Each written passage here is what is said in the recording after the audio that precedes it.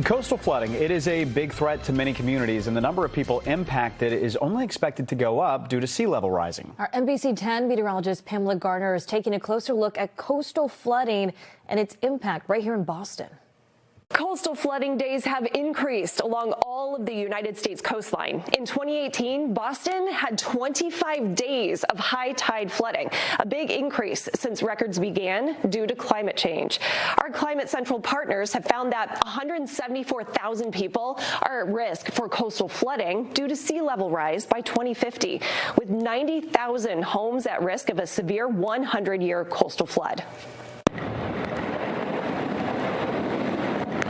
While some communities have installed seawalls to keep the ocean at bay, low-lying areas continue to get inundation during high tide cycles and any onshore wind. Houses along the sea have been building up to combat the problem, but this means a temporary fix and a bigger price for that million-dollar view.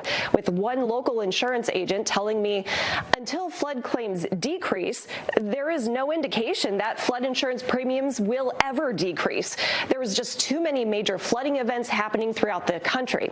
Coastal residents are seeing a significant increase due to the National Flood Insurance Program by FEMA implemented in 2023. Some premiums see a maximum bill increase of 18% each year. Age, by the way, is one of the biggest factors to contribute to a person's coastal vulnerability. More than 1/5 of those seaside dwellers are age 65 or older.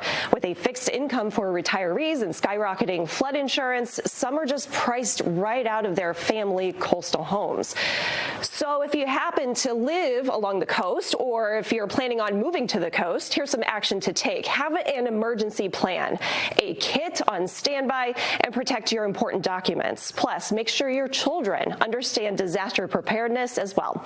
In the studio, I'm meteorologist Pamela Gardner.